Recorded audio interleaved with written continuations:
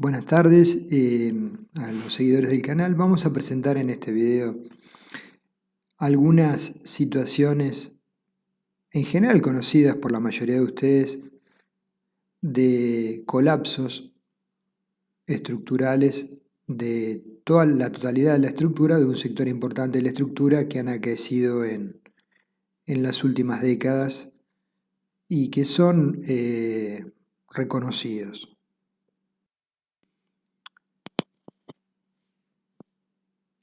No por la antigüedad a lo largo del tiempo, porque iremos viendo estructuras. Este colapsó relativamente hace poco tiempo, el puente Morandi. Enunciamos lo que entendemos como causas principales del colapso, luego vamos a ver las fotos. Falta de mantenimiento en este caso fue un causal probable que tuvo una incidencia muy elevada, y la falta de redundancia estructural también. Ricardo Morandi se caracterizó por desarrollar los antecesores de los puentes de Obenques actuales. El puente de Maracaibo en Venezuela Abajo es un puente típico diseñado por él mismo, con una pila central y el tablero suspendido con dos cables, ¿sí? Tensores, que Morandi los diseñaba en hormigón pretensado, ¿sí? Tensores en hormigón pretensado, o sea, acero teso recubierto con hormigón, sosteniendo el tablero en ambos extremos. Esta era la tipología del puente de Venezuela, y la misma tipología fue utilizada en Italia, en el puente que colapsó. Como era un aspecto innovador en su momento, que luego se tradujo por extensión en los actuales puentes de Obenques, donde hay una gran cantidad de Obenques por vano. A cada lado de la pila vuela un tramo sostenido por estos dos pares de tensores de hormigón pretensado, y la zona central es una viga Gerber. ¿Qué dificultad tenían estos puentes? Que un elemento crítico para su estabilidad son los tensores, no son redundantes, y por ende la falla de un solo tensor ocasiona la caída de todo el tramo del puente y del tramo Gerber suspendido del mismo. Los puentes con Obenques actuales están pensados para el recambio de tensores, y por ende la falla ocasional o por un accidente de un tensor no genera este efecto. Entonces, uno de estos tensores que estamos marcando, como ven hay dos a cada lado, igual que en el puente de Venezuela, colapsó presumiblemente por efectos de la corrosión, cayendo el vano completo y el vano en Gerber suspendido, con el puente en tránsito, sin aviso previo. Es decir, el sin aviso previo es en términos relativos porque otro de los tramos de este puente había sido revisado y hacía más de una década atrás reparado. Probablemente los tensores de este tramo que colapsó no se detectó que había un índice acentuado de deterioro en el mismo, y se tradujo repentinamente en la falla. Vamos a ver otro caso, la plataforma Sniper en el Mar Norte. En este caso es un caso más antiguo. El problema fue en la modelación con los software de ese momento, la interpretación adecuada de ese modelo, que se tradujo en problemas de proyecto que derivaron en lo que fue finalmente el colapso completo de la plataforma.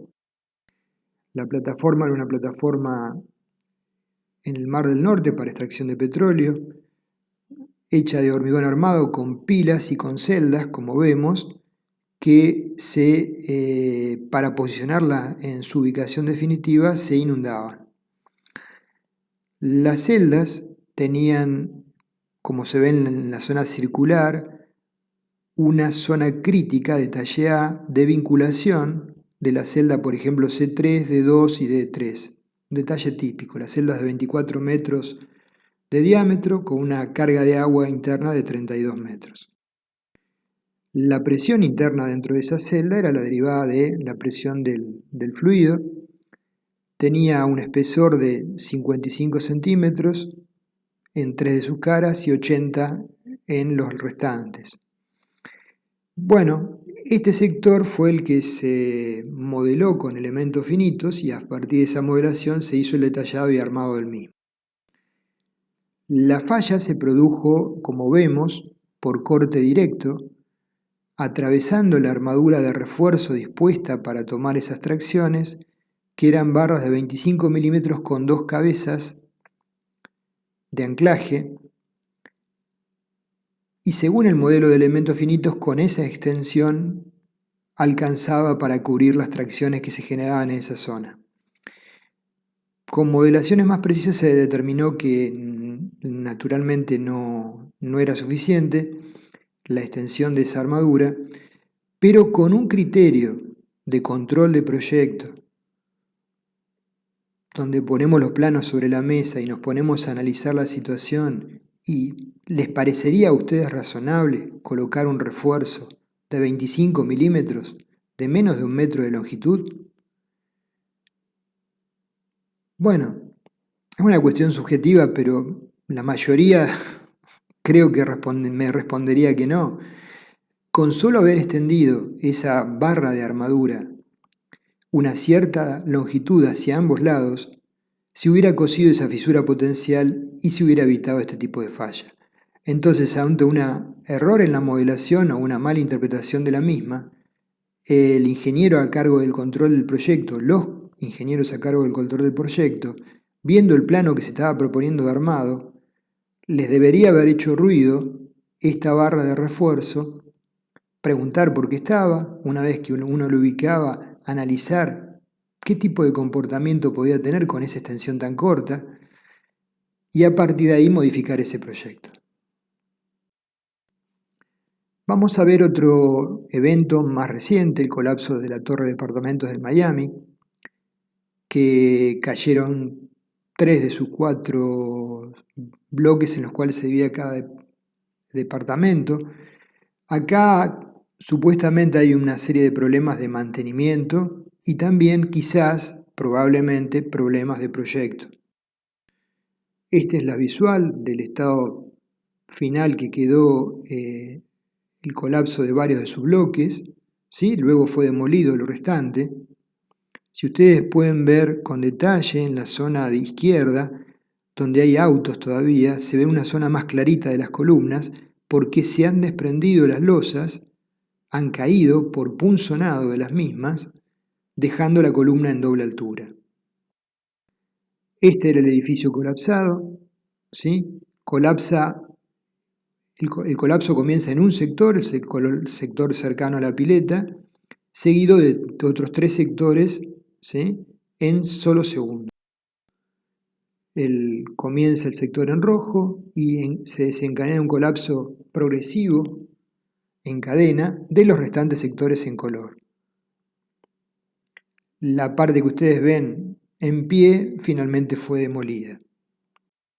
Acá se puede observar desde esa zona que hay losas sin vigas que se vinculan con las columnas. Entre otras cuestiones relacionadas con la falta de mantenimiento y avanzado un estado de corrosión probable, es muy probable que el dimensionado al punzonado de esas columnas, de esas losas apoyadas sobre columnas, no fuera el más acertado. Se observan pocas armaduras salientes de los pelos de la columna y al colapsar la zona, no esta zona que quedó en pie, sino la zona aledaña que cayó de columnas, de las losas que apoyaban sobre las columnas quedan de doble altura y probablemente se desencadene una falla por inestabilidad, por pandeo. Acá vemos otro caso, el edificio Space, en el cual se conjugan todos los errores que podemos llegar a cometer en una obra singular. Es un edificio de categoría, de departamentos, Problemas graves de diseño, problemas de ejecución de las fundaciones y falta de redundancia estructural llevaron a que este edificio, constituido por 6 módulos, cuando estaba en ejecución el sexto módulo, que es el que vemos aquí ya colapsado, se detectó en su momento problemas que vamos a visualizar. Se afortunadamente evacuó el edificio, a diferencia del edificio de Miami, y cuando estaban desgraciadamente los operarios trabajando, intentando reparar los problemas estructurales, colapsó con consecuencias trágicas para los mismos. Esta es la torre 6 ya construida, fue la que cayó, la última de las torres. Para que ustedes lleven una primera idea, quienes no conocen el tema, creo que la memoria de cálculo era una estándar para del bloque 1 al 6, constituida por poquitas páginas, con una información mínima e incorrecta en los análisis de carga. Esta es una visual de ese módulo 6 colapsado. Entre otras cosas, aparentemente en los pozos de fundación, hubo una deficiencia en la ejecución, lo que ocasionó un asentamiento diferencial de alguna de sus columnas, en este caso la columna R3. Al asentarse la columna R3 sobrecarga las columnas aledañas severamente. Acá vemos la visual de la columna S3 en el nivel 4, que se produce el colapso por el incremento de cargas de compresión. A su vez se ve cuando se produce el colapso de esta columna que no generó el colapso inmediato del edificio, sino generó la alarma y la intención de repararlo. Se puede ver una escasa cantidad de armadura, una absoluta insuficiencia en el armado de estribos, ¿sí? Se ve cómo pandean las armaduras longitudinales, y una calidad dudosa del hormigón. Esta es la planta del edificio. Las columnas eran bastante particulares, de 20 centímetros de ancho por 150 de longitud. Se suele utilizar este esquema de columnas, ojo, en los edificios actuales, mucho, de 15 de ancho por 1 metro de largo. O sea, estos tabiques columnas, porque en realidad columnas no son. Bueno, el esquema estructural es el que ustedes pueden visualizar. Son pórticos de 2 columnas por eje, y por ende la falla de una de ellas conlleva a la sobrecarga severa de las aledañas. Si hubieran estado correctamente diseñadas, no tengo la certeza de que hubieran podido sobrevivir al evento, pero ante la sumatoria de errores de diseño, también de las mismas, generó la situación que finalmente vimos. Entonces también la falta de redundancia estructural tuvo su efecto. Y repito, observemos que son columnas con conformación de tabiques, en este caso de 20 centímetros. Actualmente se está haciendo de 15 también, ¿sí? Cuidado con eso. Puente arco en Perú, problemas de diseño. Este puente arco, constituido por un arco de hormigón armado, una viga sostén del tablero postensada, de hormigón postensado, y tensores pretensados, postensados en este caso, se produjo por deficiencias del diseño de los anclajes de los tensores en el arco, la falla de alguno de los tensores, que se encadenaron un efecto cascada. Falló luego el arco, solicitado por combinaciones para las cuales no estaba diseñada, de flexiones importantes, y la falla del arco generó la falla de los demás tensores y quedó una enorme viga postensada con una gran ductilidad, como se puede visualizar, que estaba pensada para estar apoyado en los tensores verticales equidistantes, y de golpe se vio apoyada en los extremos, como una viga simplemente apoyada. Eso generó la falla por flexión, una falla dúctil, con una deformación de tal magnitud que la viga llegó a apoyarse en el lecho del río. Esta es otra visual para que vean el grado de deformación de la viga. Un efecto en cadena. Acá vemos la pasarela peatonal de Florida, esta también la deben recordar, fue hace, creo que en el 2018. Acá hubo una conjunción probable de problemas de diseño y decisiones incorrectas también en la ejecución ante un comportamiento con fisuras no interpretadas debidamente por la dirección de obra. El puente estaba destinado a cruzar una avenida para llegar a una universidad, avenida cuyo paso a nivel de vehículos había ocasionado muchos accidentes para los estudiantes.